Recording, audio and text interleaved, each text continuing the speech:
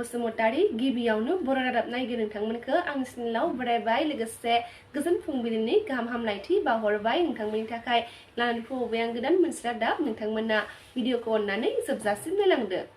दिनै 2026 मायथाइनि 31 जुलाइ दिनैनि माखासे गोनां खौरांफ्रानो जादों। सेथि रादाबाव दङ आसामनि दैबानाजों सैनांनाय सुबुंफोरनि थाखाय सा 19 कंग्रेस एमएलएफोरनि दानसेनि बेथनखौ गिबि मन्थ्रि बिथांनि रिलिफ फान्डआव 15,20,000 रांखौ गथायदों। मैया 30 जुलाइआव जोहोलाव सोमला बसुमतारी बिथांनि 30थि मुंख्लं सानाव चिरां जिल्लानि गयबारियाव थानाय सोमला बसुमतारी बिथांनि मांखरसालियाव बिबारजों मान बावदों बिटिसिनि गाहाय खुंगिरि हाग्रामा महिलारि बिथां लोगोसे इएम देरहासार बसुमतारी बिथांजों लोगोसे एमएलए रुपम चन्द्र राय बिथांमोना। बिटिसि आयेन आफादाव साननैनि बिटिसि रांबावजा जथुम्माया मैया थुंगेबाय। बिटिसिनि चिफ हाग्रामा महिलारि बिथांनि दैदेननायाव 2026 मायथाइनिफ्राय 2027 मायथाइनि रांखान्थि बोसोरनि खमैबो 1,588 कौटि 31 लाख रां साधारन बाजेटआ गनायथि मोनबाय। बयनिबो गनायथि बायदियै बिटिसि सोरखारनि 2026 मायथाइनिफ्राय 2027 मायथाइसिम रांखान्थि बोसोरनि खमैबो 1,588 कौटि 31 लाख रां साधारन बाजेटखौ पास खालामनाय जादों। मख'नो गोनांदि बिटिसिआवबो निखावरिफोरखौ मदद होनो थाखाय चिफ रिलिफ फान्ड बेखेवदों। मैया हाग्रामा महिलारि बिथांनि दैदेननाय बिटिसि सोरखारा बेखेवदों बिटिसि चिफ रिलिफ फान्ड बयखौबो अनसुंथाइ गथायनो खावलायदों हाग्रामा महिलारि बिथाङा। लोगोसे बिटिसि चिफ रिलिफ फान्ड बेखेवनाय हाबाफारियाव चिफ रिलिफ फान्डआव 1 लाख रां अनसुंथाइ गथायदों इएम लक्षिदास बिथाङा। आरोबाव बे बाराव बिटिसि सोरखारा फरायसाफोरनि थाखाय लाबोगासिनो दङ 101 मुङै कचिं होनायनि खाबु। बड'फानि मुङै 101 मुंनि कचिंनि गेजेरजों मेरिट लिस्टआव फैनाय फरायसाफोरनो फोरोंथाय एबा कचिं होनायनि थांखि आजावदों बिटिसि सोरखारा। बिटिसिनि गाहाय हाग्रामा महिलारि बिथाङा बे बाथ्राखौ फोरमायथिदों। लोगोसे भैरबकुन्दखौ लाफाना गुबुन दावबायथावनिफोरखौ माहारियारि दावबायथिलि गोजौ थाखोनि खालामनायनि थांखि लादों बिटिसि सोरखारा होनना फोरमायथिदों बिटिसिनि चिफ हाग्रामा महिलारि बिथाङा। रीना सन'वाल बिथांखौ दूरदर्शननि डाइरेक्टर जेनेरेल निउ दिल्लीनि महरै प्रमोशन होबाय। आथिखालाव 1994 बेच आइआइएस मावख'गिरि रीना सन'वाल बिथाङा हायार इडुकेसन बिफाननि जइन्ट सेक्रेटारि महरै डिपुटेसनाव मावो। बिथांखौ 29 जुलाइआव दूरदर्शननि डाइरेक्टर जेनेरेल महरै थिसनबाय। थांनाय बावैसो सान सिगां साफागुरिनि फ्रेन्स धाबायाव आयेन बेरेखायै देहा फालांगि खालामो होनना बदनाम खालामनायनि सायाव खौरां बिजोंनि गेजेरजों फिनजाथाय होदों।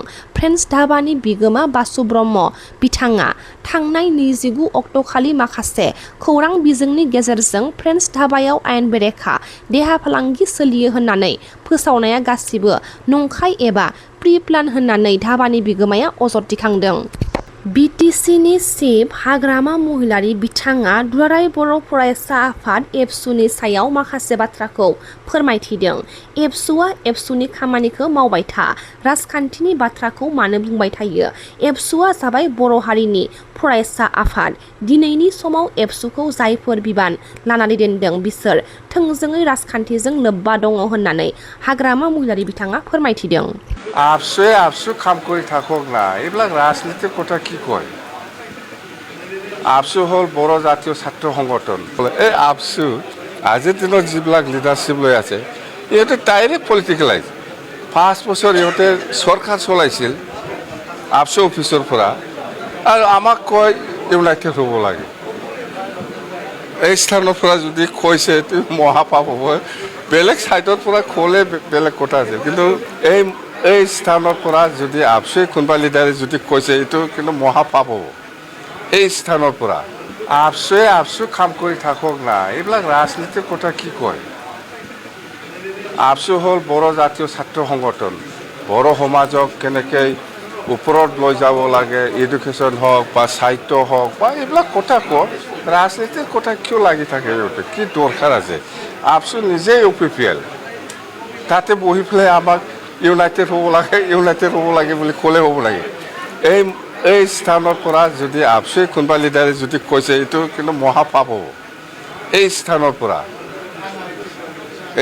পৰা যদি কোনোবা আপচু লিডাৰে সেইটো কথা কৈছে কিন্তু মহাপাপ হ'ব শ্যামলাদা এনেকুৱা মানুহ নাছিল সিহঁতে জানে শ্যামলাদা কোন আমিহে জানো এই স্থানৰ পৰা কৈছে যদি এইটো মহাপাপ হ'ব আমি একেলগে হ'বলৈ এই আপচু আজিৰ দিনত যিবিলাক লিডাৰশ্বিপ লৈ আছে ইহঁতে ডাইৰেক্ট পলিটিকেলাইজ 5 বছৰ ইহঁতে চৰকাৰ চলাইছিল আপচু অফিচৰ পৰা আৰু আমাক কয় ইউনাইটেড হ'ব লাগে এই স্থানৰ পৰা যদি কৈছে এইটো মহাপাপ হ'ব বেলেগ ছাইডৰ পৰা ক'লে বেলেগ কথা আছে কিন্তু এই স্থানৰ পৰা যদি আপচুৱে কোনোবা লিডাৰে যদি কৈছে এইটো কিন্তু মহাপাপ হ'ব এই স্থানৰ পৰা थांनाय सानाव दुखुनांथावै जालांनाय फुंखा बसुमतारीखौ गावथारनायनि सायाव गोजौ थाखोनि नायबिजिरनाय जानांगौ आरो दायनिगिरिखौ साजा होथारनांगौ फुंखा बसुमतारीनि नखरनो सोरखारा नांगौ बायदियै सुफुंथायखौ होआब्ला बेनि हेंथायै ट्राइबेल संघआ गसंगोन फरेस्टनि गुलियाव जिउ खोमानांनाय फुंखा बसुमतारीनि नखराव बिटिआर कोअर्डिनेशन कमिटि ट्राइबेल संघआ आगान दुखुथिया नखराव नुजाथिहैदों बिटिआर कोअर्डिनेशन कमिटिनि ट्राइबेल संघनि आफादगिरि निरन्जन ब्रह्म बिथाङा लोगोसे माखासे बाथ्राखौ फोरमायथिदों फिसायखौ जितु अनागारि आंनो न्यायखौ नांखागोन मानो नोङो फिसा उन्दै दङ फिसाखौ फोरोंलांनांगौ दङ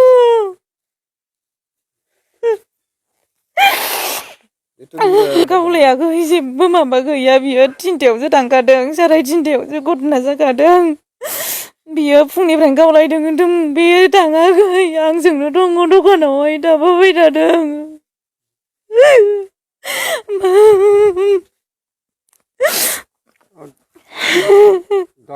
गावरुमनानै दोनबाबो आं जेबो सानामोन आं खस्थ' मावनानै जागौमोन मानो बिदि खालामो नोंथांनि बे समाव दा सरकारा आंनो दा मा होयो आं बेखौनो नाजावगोन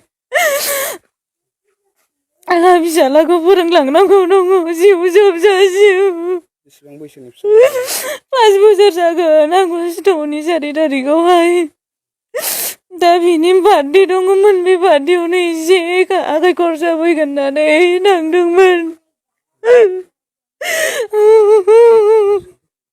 जोहोलाव सोमला बसुमतारी बिथांनि फंबाय सबिराम बसुमतारीनि फिसाज्ला अनसुमा बसुमतारीया बिटिसि सोरखारा होनाय ग्रेड 4नि साख्रिनि थिसनथाइ बिलाइखौ मोननो हानानै बिटिसिनि गाहाय खुंगिरि हाग्रामा महिलारि बिथांखौ साबायखर बावहरदों सुखिदार साख्रि बिराद मोजां मोनबाय हाग्रामा सारखौ आंनिफ्राय गोजोननाय जासिबाय धन्यबाद जासिबाय सारखौ आंनो बिदि साख्रि होनो थाखाय आंनि नामा अनसुमा बसुमतारी आङो higher secondary first second division सोमला बसुमतारी आंनि असे बिमायं न'खरनि मानसि असे एकदम न'खरनि जोंनि बिफाया सिगांहाय बेहाय बिदिनो मावबाय थायोमोन गोदो इन्टारनेटनिफ्रायनो बे गोदो इन्टारनेट दंमोन नालाय बे समनिफ्रायनो आङो मोजाङै मोजां बिबानखौ सामलायलांनोसै बे पार्कनि बिबानफोरखौ बेनि थाखाय आं हाग्रामा मावग्राफोरखौ थेंकिउ जासिबाय आरोखि हाग्रामा मावग्राफोरखौ आं गोदोनिफ्राय मोजां मोनखायो आरोखि ओमफ्राय आं हाग्रामा महिलारि गोजोननाय जासिहरबाय पुरा थेंकिउ सारखौ आंनि गोसो गोरबोनिफ्राय